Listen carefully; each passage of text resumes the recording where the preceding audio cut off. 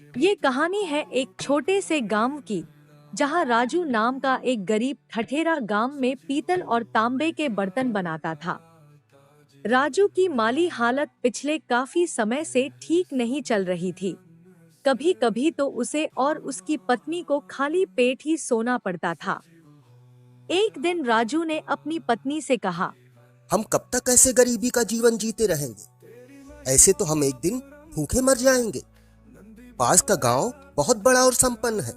अगर मैं वहां ठठेरे का काम करूंगा तो अच्छी आमदनी होगी।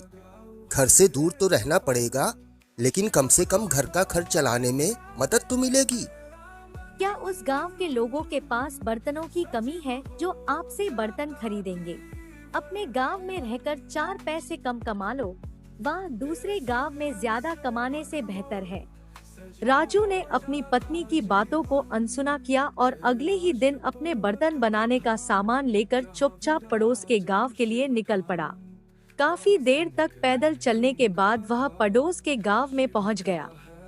थकान से चूर राजू ने जब उस बाजार का नजारा देखा तो उसके होश उड़ गए। वहां तो पहले से ही ठठेरे अपनी दुकान लगाकर बैठे थे। अरे ये क्या? यहाँ तो पहले से ही इतने ठठेरे अपनी दुकान लगाकर बैठे हुए हैं। ऐसे में एक बाहरी ठठेरे से बर्तन कौन खरीदेगा? लगता है यहाँ भी मेरी दाल नहीं गलने वाली। लेकिन मैं खाली हाथ घर कैसे जाऊंगा और अपनी पत्नी को क्या मुंह दिखाऊंगा? तभी उसके दिमाग में ग्राहकों को आकर्षित करने की एक तरकीब आती है। उसने अपनी दुकान लगाई और वहाँ एक बोर्ड लगाकर बड़े बड़े शब्दों में लिख दिया, हमारे यहाँ बाल के बदले बर्तन मिलते हैं। बर्तन ले लो, बर्तन ले लो, बाल के बदले पीतल तांबे के बर्तन ले लो। बर्तन बेचने के इस अनोखे तरीके ने कुछ महिलाओं को राजू की दुकान की ओर आकर्षित किया। बर्तन ले लो, बर्तन ले लो, बाल के बदले पीतल तांबे के बर्तन ले लो। बाल के बदले बर्तन, ये क्या बला है? ठठेरे, क्या तुम सच में बाल के बदले बर्तन दे रहे हो? हाँ बहन जी, मैं आपको बाल के बदले नए पीतल और तांबे के बर्तन दूंगा।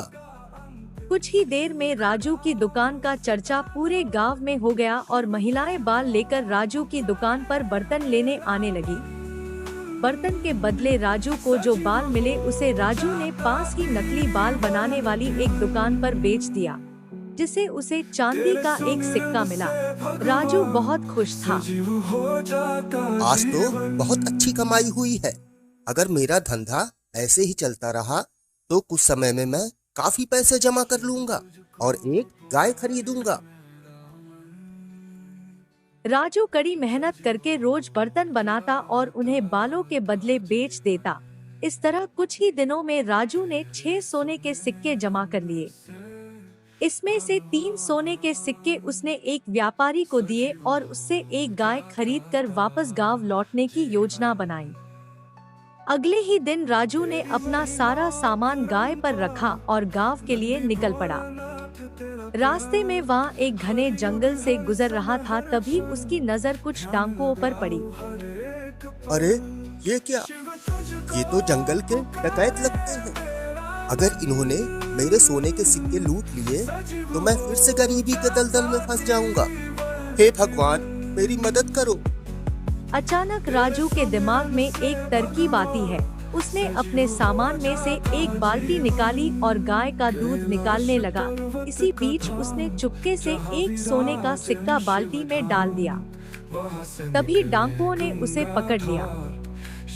हे मुसाफिर, अगर अपनी जान की सलामती चाहता है तो अपना सारा माल हमारे हवाले कर दे। देखिए, मैं एक गरीब ठठेरा हूँ। मेरे पास इस गाय के अलावा और कुछ नहीं है। कृपा करके मुझे जाने दीजिए। इसी बीच राजू दूध की बाल्टी को हाथों से छोड़ देता है और सोने का सिक्का जमीन पर आ गिरता है।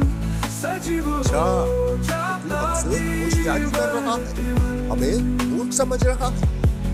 ये तो तू कंगाल बता रहा था, तो फिर ये सोने का सिक्का तेरे पास कहाँ से आ गया?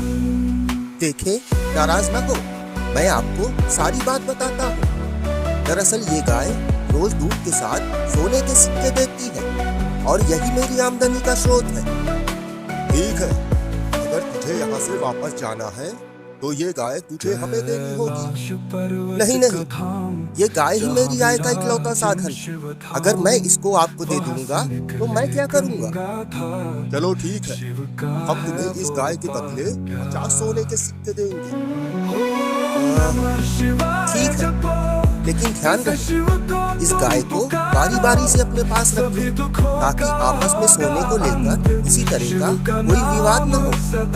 राजू ने गाय को डाकुओं को दिया और घर की ओर चल पड़ा। 50 सोने के सिक्के पाकर वह बहुत खुश था। गांव पहुंचकर राजू ने उस पैसे से एक अच्छी सी फल और सब्जी की दुकान खोल ली। इसी बीच डकैत भी गाय को लेकर अपने ठिकाने पर पहुंच चुके थे। वहां डकैतों के सरदार ने अपने साथियों से कहा, क्योंकि मैं इस गिरोह का सरदार हूँ, इसलिए अगली सुबह तक ये गाय मैं अपने पास ही रखूंगा। गिरोह के सदस्यों को भी इसमें कोई आपत्ति नहीं थी। उस रात डकैत ने गाय को अपने साथ ही रखा। अगली सुबह जब उसने गाय का दूध निकाला तो उसे कोई सोने का सिक्का नहीं मिला। वह खुद को ठगा हुआ महसूस कर रहा था। लगता है उस ठठेरे ने मुझे मूर्ख बनाया है। तभी वहाँ दूसरा डकैत आ जाता है। सरदार, आपको गाय के दूध में कितने सोने के सिक्के मिले? इतना बेसब्र क्यों हो? गाय को अपने पास रखने की बारी आज तुम्हारी है। कल सुबह तक तुम्हें खुद ही पता चल जाएगा कि गाय कितने सोने के सिक्के देती है। सरदार उसको कुछ नहीं बताता है। वह नहीं चाहता था कि उसे मूर्ख समझा जाए। इसी तरह बाकी डकैतों ने एक एक बार गाय को अपने पास रखा, लेकिन उनके हाथ खाली ही थे। अब वे समझ गए कि उनके साथ धोखा हुआ है, उन्हें मूर्ख बनाया गया है।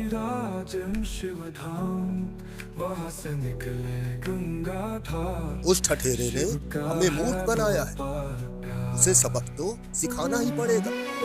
सरदार, एक आम सी गाय के बदले उसने हमसे 50 सोने के सिक्के ऐंठ लिए।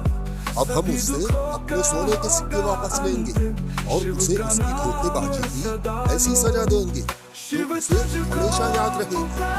सरदार, चलिए सब उसके गांव चलते हैं।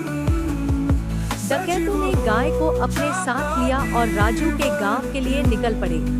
राजू अपनी दुकान पर काम कर रहा था, तभी उसने डाकुओं को उसके घर की तरफ जाते देखा। वह फौरन अपने घर पहुंचा और अपनी पत्नी से कहा, सुनो, अभी कुछ डाकू मुझे ढूंढते हुए यहाँ आएंगे। तुम उनसे कहना कि मैं अपनी दुकान पर काम कर रहा हूँ और टूनी को मुझे बुलाने के लिए भेज देना। ये कहकर वह पेड़ के पीछे छुप गया। कुछ ही देर में डाकू उसके घर पर आ पहुंचे। कहाँ है वो धोखेबाज ठठेरा? उसे भेजो, हमें उससे बात करनी है।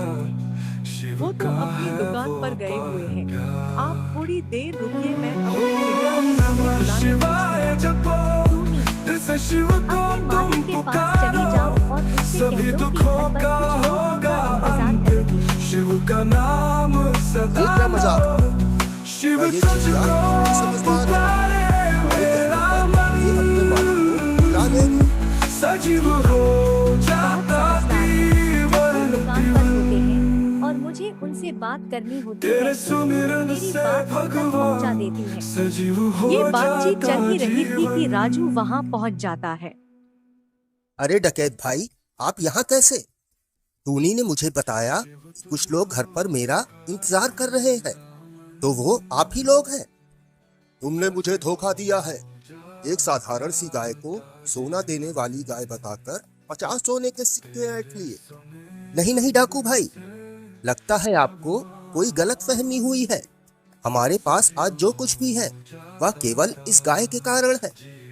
चलो हम तुम पर एक बार और भरोसा कर लेते हैं, लेकिन बदले में ये चिड़िया भी हमें बेचनी होगी। नहीं नहीं, ये चिड़िया हमारे घर के सदस्य जैसी है, इसे तो मैं हरगिज नहीं बेच सकता। अच्छा चलो, इस चिड़िया के बदले मैं तुम्हें 50 सोने के सिक्के और दूंगा। थोड़ा ना नुकर करने के बाद राजू टूनी को बेच देता है। डकैतों ने टूनी को अपने साथ लिया और चले गए। अपने अड्डे पर पहुंचकर सरदार बाकी डाकुओं से कहता है, इस चिड़िया को आज मैं अपने पास रखूंगा। बाकी डकैत भी इससे सहमत थे और वो वहाँ से चले गए। सरदार ने अपनी बेटी को बुलाया। सुनो गीता, मैं काम पर जा रहा हूँ। अगर मेरी कोई जरूरत पड़े तो इस चिड़िया को मुझे बुलाने भेज देना। पिताजी। कुछ ही समय बाद एक डकैत सरदार से कुछ जरूरी बात करने के लिए वहाँ आ जाता है। गीता, जरा सरदार को बुलाओ, मुझे उनसे कुछ जरूरी बात करनी है। थोड़ी देर रुकिए, मैं टूनी से पिताजी के पास संदेश भिजवाती हूँ। टूनी, जाओ और पिताजी से कह दो कोई उनसे मिलने आया है। टूनी निकली तो थी सरदार को बुलाने, लेकिन वह सरदार के पास न जाकर सीधे राजू के घर पहुंच गई। जब सरदार वापस अड्डे पर पहुंचा तो उसने देखा कि टूनी तो वहां से गायब है। उसे यह समझते देर नहीं लगी कि वह कहां गई होगी। इस बार वह अकेला राजू के घर पहुंचता है। सुनो ठठेरे, टूनी तुम्हारे पास आई है। हाँ डाकू भाई, वो मेरे पास ही आई है। लगता है उसे मेरी याद आ रही होगी।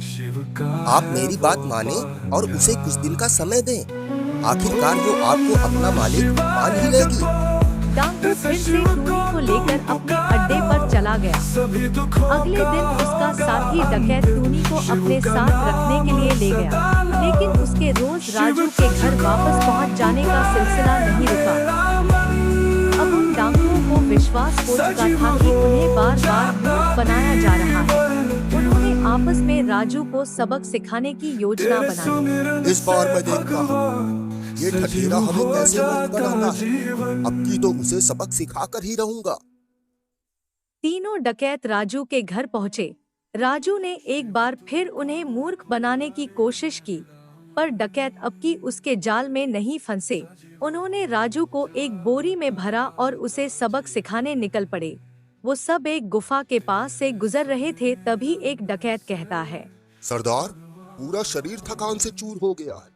क्यों ना हम पास की गुफा में कुछ देर आराम कर लें।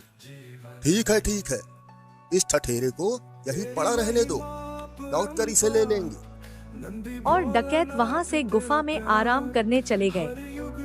तभी वहाँ से एक चरवाहा अपनी गाय को लेकर गुजर रहा था। राजू ने जैसे ही गाय की आवाज सुनी, उसके दिमाग में एक तरकीब आई और वो तेज तेज चिल्लाने लगा, अरे कोई तो मेरी मदद करो, मैं इस बोरी में बंद हूँ। कृपा करके मुझे इस बोरी से बाहर निकालो। यह सुनकर चरवाहा बोरी के पास आता है। तुम कौन हो और इस बोरी में कैसे फंस गए? मैं एक साधु हूँ और मेरे पास एक विशेष मंत्र है जिससे लोग अमीर हो जाते हैं, लेकिन कुछ जलने वाले लोगों ने मुझे यहाँ बंद कर दिया ताकि मैं किसी को अमीर न बना सकूं। तुम सच कह रहे हो? अगर तुम सच में साधु हो और तुम्हारे पास वो मंत्र है तो मुझे अमीर बना दो। हाँ, बिल्कुल, लेकिन पहले मुझे इस बोरे से बाहर निकालो, तभी मैं तुम्हें वो मंत्र दे पाऊंगा। चरवाहा कुछ सोचने लगा। वह एक लालची आदमी था और उसने सोचा कि अगर यह आदमी सच में साधु है तो उसे अमीर बना देगा, और उसने बोरे से राजू को बाहर निकाल दिया। राजू बाहर निकलकर बोला, धन्यवाद भाई, अब मैं तुम्हें वो मंत्र दूंगा जिससे तुम अमीर हो जाओगे, लेकिन इसके लिए तुम्हें थोड़ी देर इस बोरे में बैठना होगा ताकि मंत्र का प्रभाव तुम्हारे ऊपर पड़ सके। अरे भाई, ये कौन सी बड़ी बात है, मैं तैयार हूँ। चरवाहा बोरे में बैठ गया और राजू ने बोरे का मुंह बंद कर दिया। इसके बाद वह जल्दी से गाय को लेकर वहां से भाग निकला। आराम करने के बाद डकैत वापस लौटे और बोरी लेकर चल पड़े। कुछ देर बाद वो एक दलदल के पास पहुँचे। इस ठठेरे के बच्चे को दलदल में फेंक दो, या इसके लिए अच्छा सबक होगा। बोरी को दलदल में फेंक डकैत वहां से चले गए। वापस आते समय जंगल में उन्होंने राजू को एक गाय के साथ देखा और वो चौंक उठे। अरे ठठेरे, यहाँ कैसे आ गए? अभी तो तुम्हें दलदल में फेंका था। डाकू भाई, उस दलदल के नीचे एक स्थान था जहाँ बहुत सारा सोना था, जिसकी रखवाली ये गाय कर रही थी। इसी की मदद से मैं बाहर आ पाया और अपने साथ कुछ सोना भी लाया हूँ। अब दोबारा सोना लाने मैं वहीं जा रहा हूँ। सुन ठठेरे, अब तू उस सोने को भूल ही जा तो अच्छा होगा। अब तू हमें उस गुप्त स्थान तक ले चल। अरे पर देख, ज्यादा होशियारी मत दिखा और सीधे से हमें वहां ले चल। चलिए, जब आप इतना दबाव डाल ही रहे हैं तो ठीक है। सभी डकैत दलदल के पास पहुँचे और एक एक करके उस दलदल में छलांग लगा दी। लेकिन एक बार फिर उनके हाथ खाली ही रह गए और राजू अपनी बुद्धिमानी से अपनी जान बचाने में सफल रहा।